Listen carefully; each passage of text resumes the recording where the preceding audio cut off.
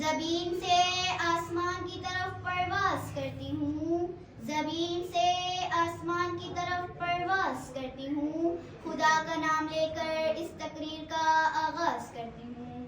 جناب صدر، اللہ رب العزت کا یہ احسان کریم ہے کہ ہمیں ایک ایسا رسول عطا فرمایا جس کی نبوت بھی بے مثال، جس کی عادت بھی بے مثال، جس کا حسن بھی بے مثال، جس کی صورت بھی بے مثال، جس کی سیرت بھی بے مثال اور جس کا حسن اخلاق بھی بے مثال۔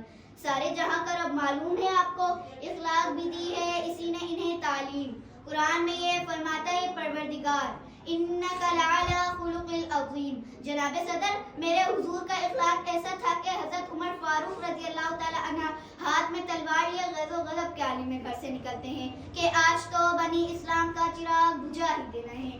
آپ کندھے پر تلوار لیے امائل گئے، حضور کی بارگاہ میں پہنچے ہی تھے کہ آپ رضی اللہ تعالی عنہ نہایت شفقت سے کہتے کہ اے عمر، کیا اب بھی وقت نہیں ہے تمہارے قبول اسلام کا؟ اور یہی وقت تھا عمر کے قبول اسلام کا۔ آپ رضی اللہ تعالی عنہ کے لبوں پر کلمہ جاری ہو گیا، جنہیں ناز اپنی زبان پہ تھا وہ بھی آئے جب تیرے سامنے، جنہیں ناز اپنی زبان پہ تھا وہ بھی آئے جب تیرے سامنے، کہ وہ روح خاک میں مل گیا کہ وہ ہون بھی نہ ہلا سکے۔ جناب صدر، جب حضور رضی اللہ تعالی عنہ کی قوم نے اسلام کی اشاعت پر آپ رضی اللہ تعالی عنہ کے دیندار مبارک کو شہید فرمایا تو آپ صلی اللہ علیہ وسلم اس وقت فرماتے کہ اے اللہ، میری قوم کو ہدایت دے کیونکہ وہ مجھے نہیں جانتے۔ جس کے گچھے سے لچھے جھڑیں گے انہی ستاروں کی نصیحت پہ اللہ کو سلام، ان کے خطبے کی نیت پہ بے حد درود، ان کی باتوں کی لذت پہ لاکھوں سلام۔ جناب صدر، یہ میرے آقا کا اخلاق ہی تھا کہ جس کی بنا پر کفار بھی آپ کو صادق اور آمین کہہ کر پکارے۔ یہ میرے آقا کا اخلاق ہی تھا کہ جس سے غیر مسلم بھی مسلمان ہو گئے۔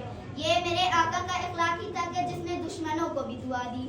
یہ میرے آقا کا اخلاق ہی تھا کہ جس نے اسلام کی اشاعت پر ایک اہم کردار ادا کیا۔ صدر علی وقار، میں اپنی تقریر کا اختتام چند اشعار سے کروں گی۔ جو تیرے سخن میں ہے چاشنی، جو تیرے سخن میں ہے چاشنی، باخدا کسی کے یہاں نہیں۔ اکیلے غیر بھی کہ تیرے سخن میں، اکیلے غیر بھی کہ تیرے سخن میں، غلط کا نام و نشان نہیں۔ میں نثار تیرے کلام پر ملی یوں تو کسی کو زبان نہیں۔ وہ سخن کہ جس میں سخن نہیں، وہ بیان کہ جس کا بیان نہیں۔ شکریہ۔